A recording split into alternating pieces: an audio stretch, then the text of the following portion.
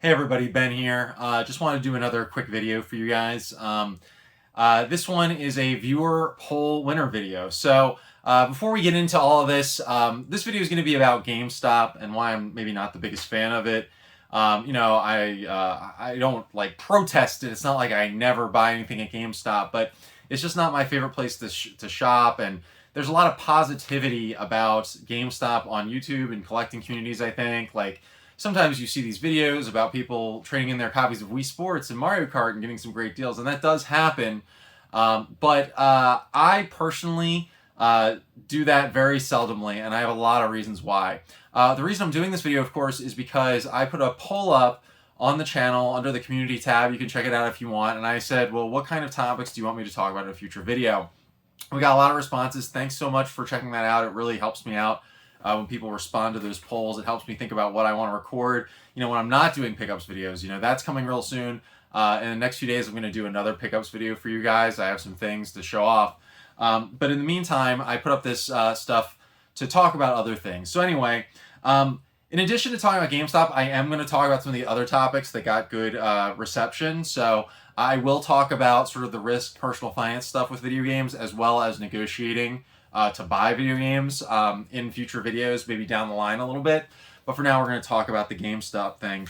I am looking at notes, so don't mind if I look down at my lap a little bit. Another thing I want to bring up real quick is I did try a YouTube stream, and I was streaming some Shin Megami Tensei 5. So if you're ever interested in watching me stream, I may do that from time to time. Make sure you hit the notification bell to check that out. Please like these videos if you enjoy them. The likes really help the channel be seen. If people don't hit the like button, then it doesn't show up on the YouTube algorithm, and then nobody actually sees these videos to hear me talk about this stuff. Once again, even though I'm not really going to talk about duplicates and pickups in this video, you can reach out to me on Instagram for trades, information up above and in the description. Anyway, that's it. So the original thing that inspired this, besides just the response to the poll, was that if you've been watching YouTube at all, maybe you have some experience in the space, you know that one of the popular things people like to do is sort of, I guess you call it deal hacking, if you will, with GameStop. And you see a lot of positivity with this, where people go into GameStop and they'll either trade in things during their trade-in bonus times, or they just like to trade in things to GameStop in general and get their credit back and sort of finance their game fund that way, regardless of the deals.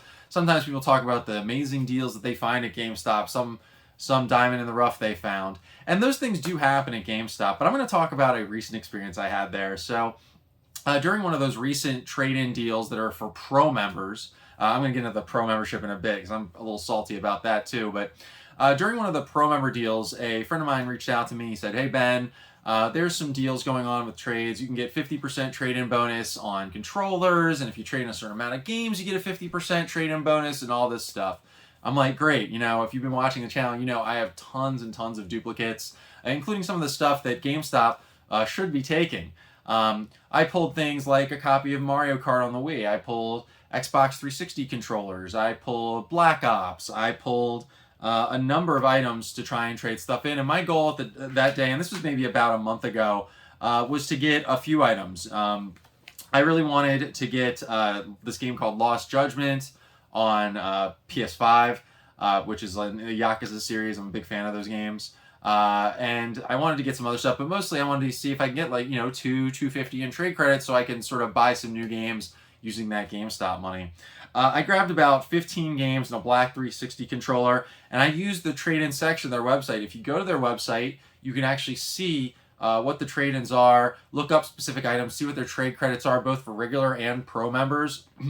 And you can also figure out, using that, when they're doing those 50% trade-in bonuses or whatever, what the actual number is that you're going to get. And I'm careful about this. If I'm going to take a 360 controller or a copy of Black Ops 2 or something and sell them to GameStop instead of selling them on my eBay store, I want to make sure I get good trade bonus. And indeed, sometimes with GameStop you can do this. I trade in copies of, say, Black Ops 2 and get maybe 15 to 20 bucks, and it's hard to get net that much on eBay. Plus, you can use it towards something you're going to buy anyway. Recently I used some trade credit to get a copy of Metroid Dread, which was a game I really wanted to buy. Anyway, I brought in these 15 items, but it was a nightmare trading them in. first of all, even though a lot of the items were on the website and available to trade in, the guy in the store started looking them up and said he wouldn't take certain things. These items are in mint condition, by the way. Great shape. I wouldn't trade anything that was in bad shape.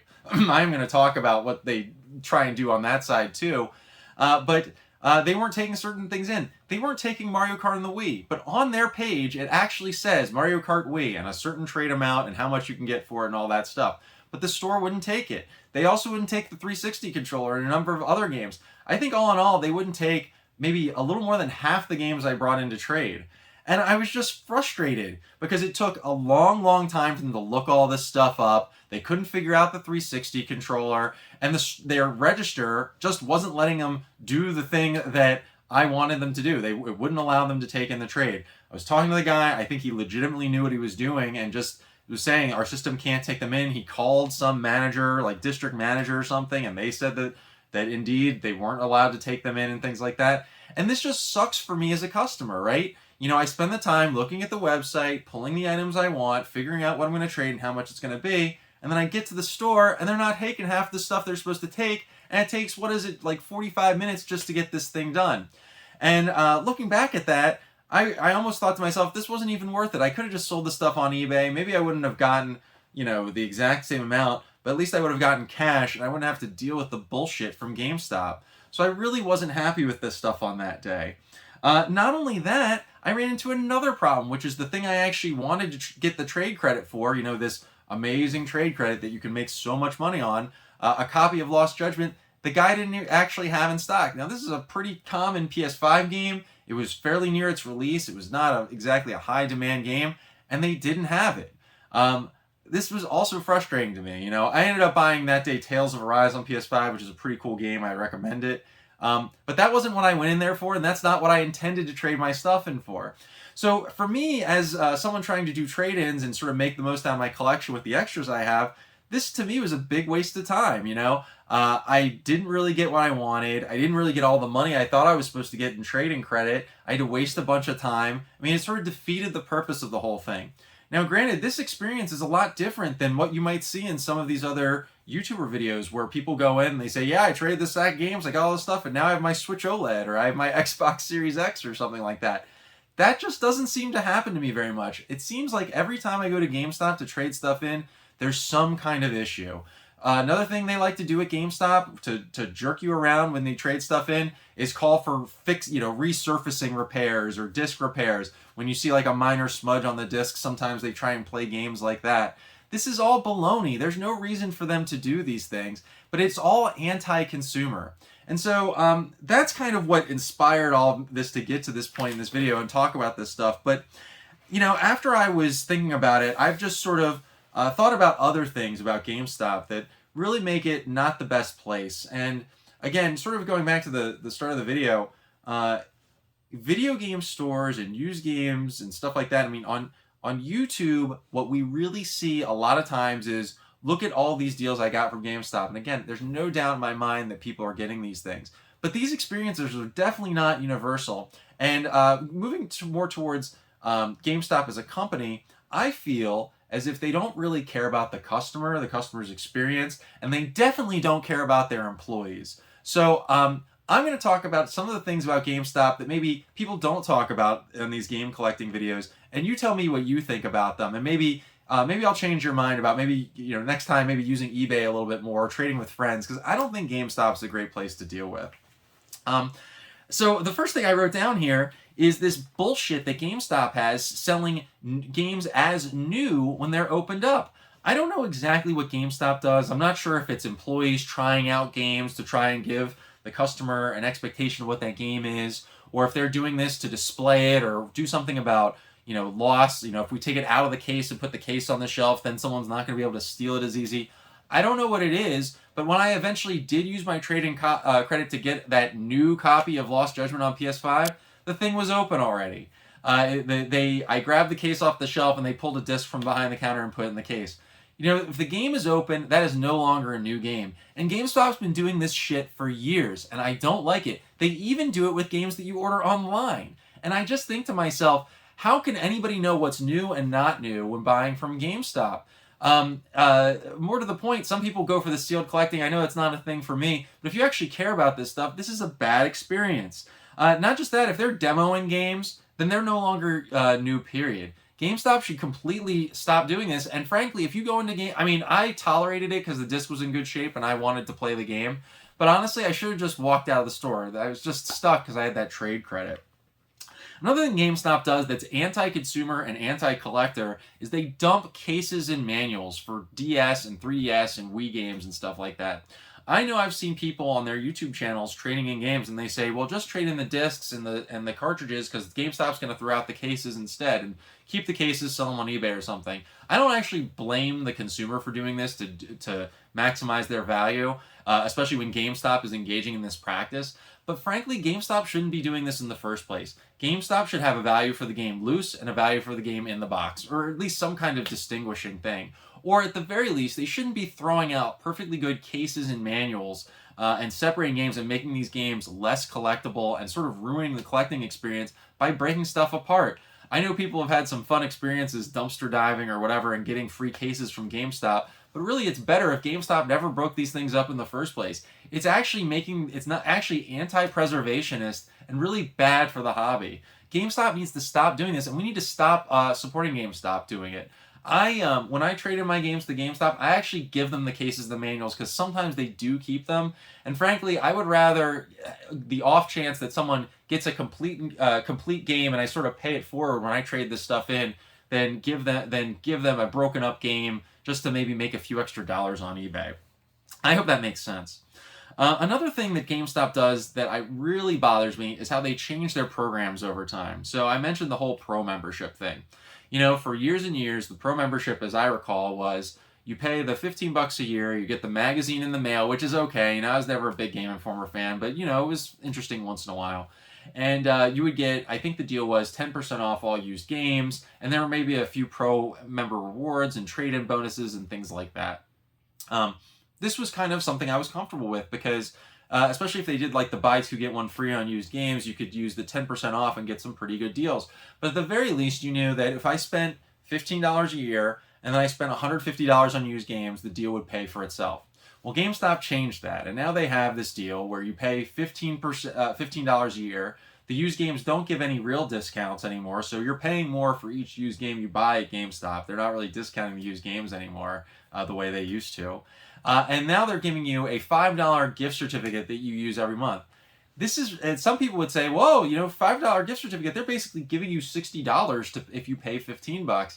But that's really a bad way to look at it. What GameStop's really doing is they're trying to get you to commit to coming in their store and spending a bunch of money and then taking $5 off each time. If you go to their store every month and you spend $100 with them, they'll gladly give you $5 off a month each month especially if you're willing to pay them $15 for the privilege of doing this. And it's also how they gatekeep their trade-in deals too. You know, you don't even get some of these trade-in deals unless you're a pro member. I think what's particularly unpleasant about it is that when they made this change with their program, I remember walking into GameStop one day and just expecting to get the 10% off that I normally was getting on used games. And they were just like, no, we're not doing this anymore, and this is what the deal is now, and blah, blah, blah, blah, blah. They don't really communicate these things. They don't really care. They just put you on their new program. Again, this is sort of anti-consumer. Is this the biggest deal in the world? Probably not, but I didn't like it. The other thing GameStop does that makes it a worse experience is that their stores are just a not great place to shop at. And there's a lot of reasons for this. One is, I mean, just look at the signage and the way things are displayed and stuff like that.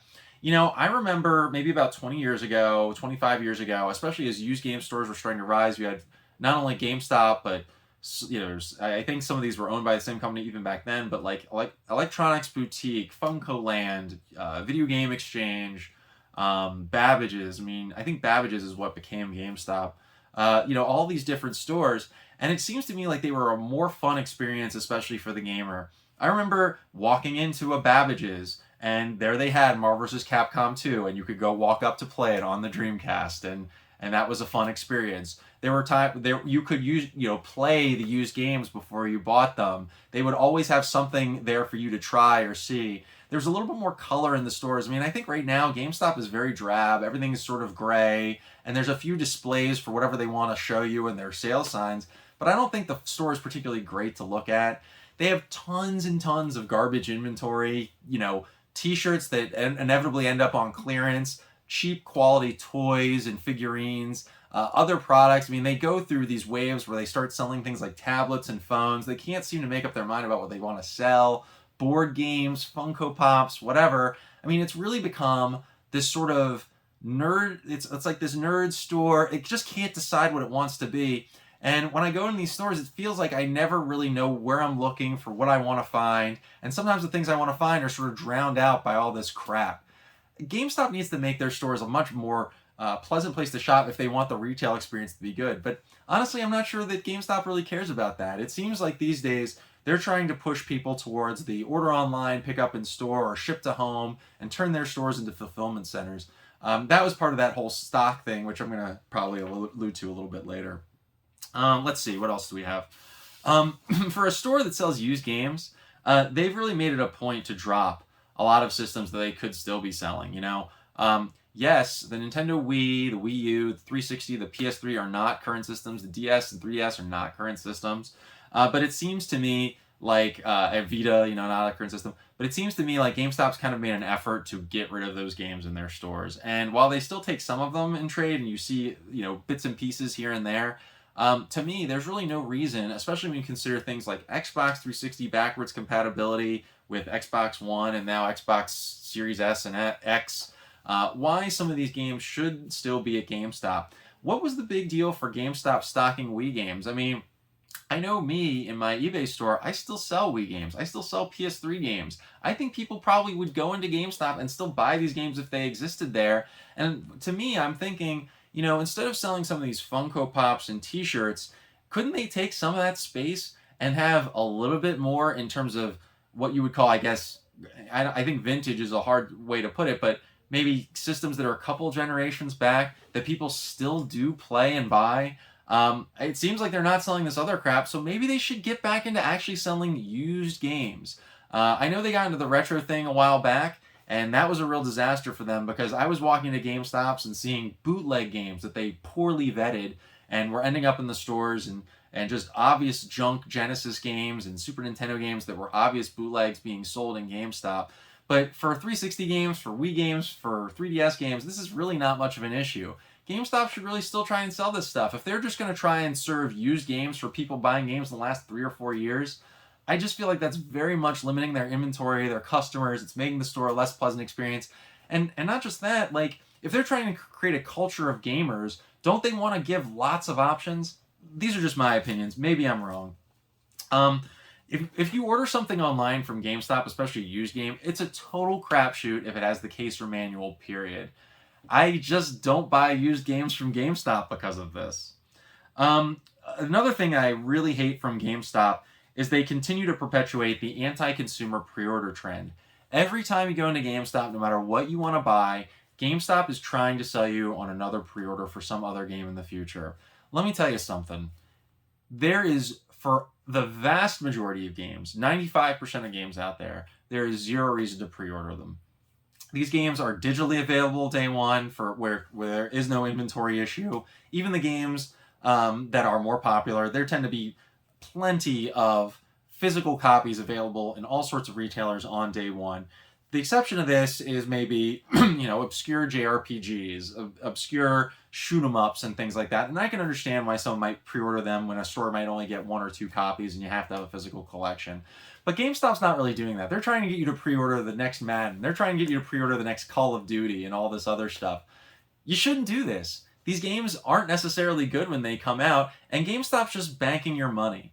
I don't like that they continue this trend, and they're really pushing this stuff hard. They also sell warranties on games. Warranties. Most of the games that come out now have limited content on the disc or have to get updated anyway. And so the idea that you even need a warranty on a game, with a video game these days, a disc-based game, if you keep the game in good shape, there's no need for a warranty ever. GameStop is basically stealing from consumers when selling these warranties to people because nobody really needs them. And honestly, I really suspect it's quite a pain in the butt if you actually wanted to exercise that warranty and get something out of it. But I mean, any reason when they sell, and they're not selling them to people like me. What they're probably selling these warranties to are people like parents getting their kids games for Christmas and telling them that they need a warranty on it, and extracting another $10 or $15 out of them for something that they'll never ever need. This is just anti-consumer. It's sort of, I never really buy warranties in like Best Buy for TVs or things like that.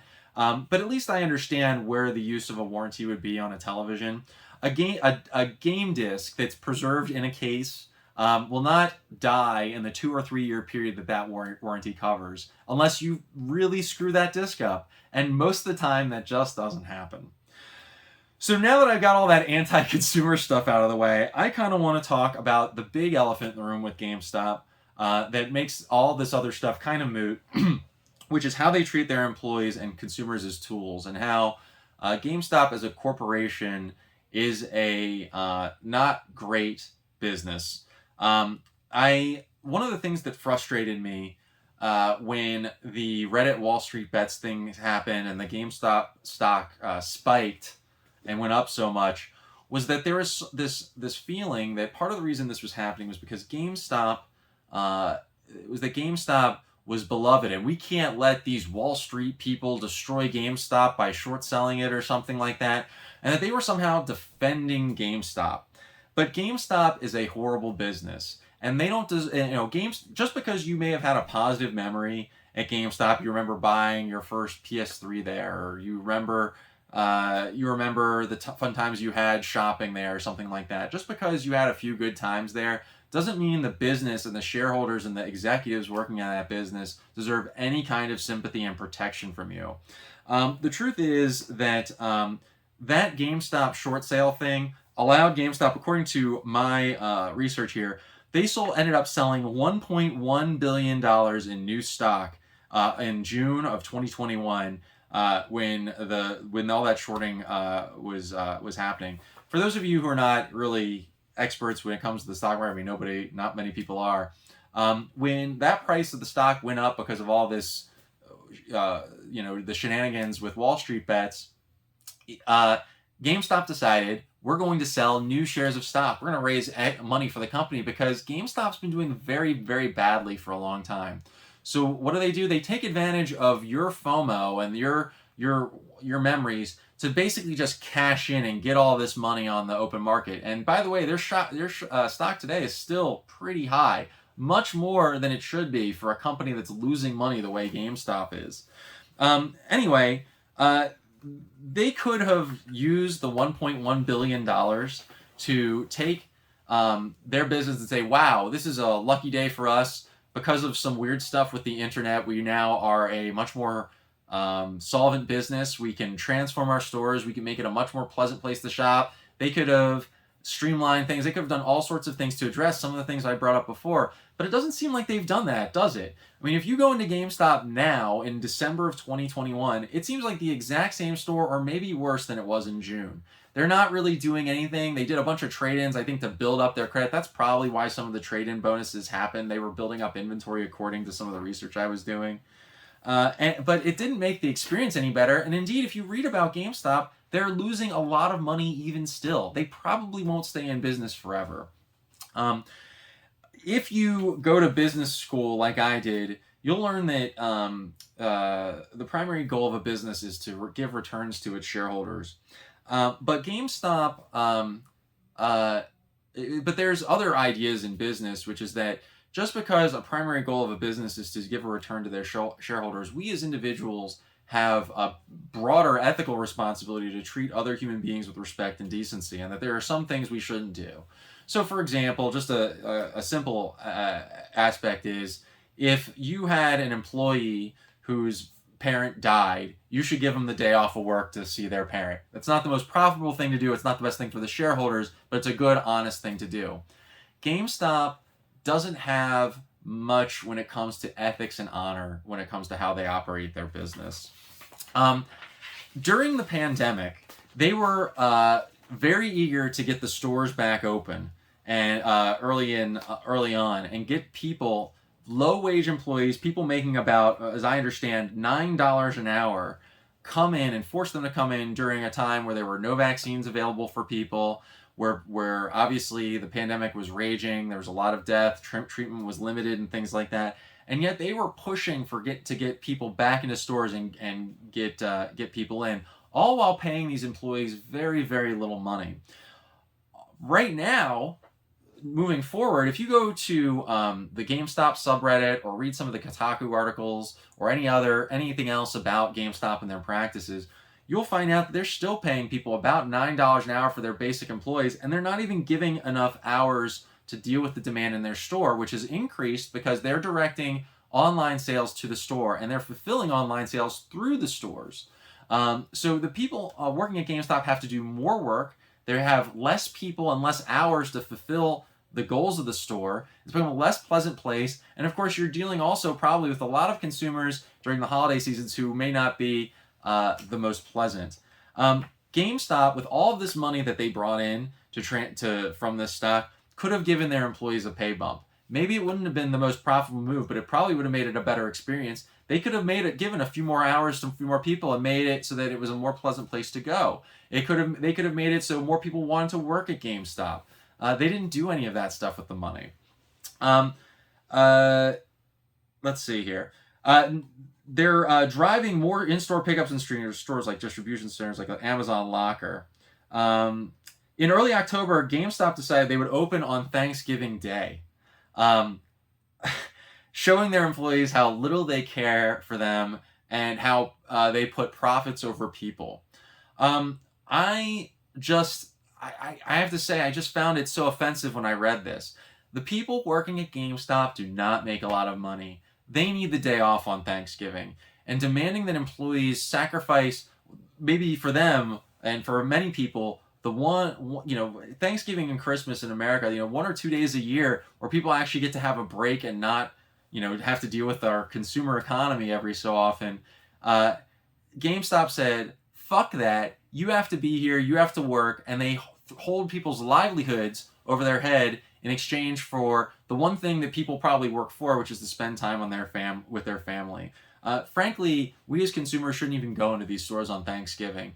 All that aside, GameStop could control this whole thing by not opening their stores on Thanksgiving. I found it to be disgusting. Another thing they do when I was doing research is that they tie hours and scheduling of their employees to sales incentives. So I've worked sales jobs before. In most sales jobs, you have a base salary and a commission of some kind. And the sales incentive are designed to move up your earnings so that you have a base plus whatever you get from sales. And the idea is a positive incentive to try and get you to encourage you to earn more money and grow, right? That's usually the way you motivate people with sales jobs. But not so at GameStop. They tell people who are making very, very little money per hour that if you don't hit certain sales incentives, like selling those bullshit warranties I was talking about, selling pro memberships that I was talking about, which, by the way, you might not even be able to sell if you already have people who are pro members coming into the store, or other things, then your livelihood's on the line. Oh, you didn't sell enough warranties this week? Well, instead of having 35 hours of work this week, you get 20 hours next week, or whatever, because somebody else was willing to sell more of this crap than you. So GameStop's basically telling people, hey, lie to your customers and sell them crap that they don't need. Otherwise, we're not going to even give you a living and we're going to put you on the street. This to me is not really a way to motivate sales staff. And more to the point, I just don't feel like you have to do this for a business. I mean, I think I have to feel like if you have independent game stores who operate on shoestring budgets and things that can treat their employees with more civility and more class and more dignity and have a more pleasant experience, I don't see why GameStop can't, aside from the fact that they're a poorly run business that I think right now is kind of designed to produce benefits for their executives and certain people with a lot of power, as opposed to even the basic shareholders, the people who have regular common stock in the company. You can read some pretty horrifying tales in the GameStop subreddit. I've worked retail in the past. I'm 38 years old, but I worked retail when I was in my teens and into college.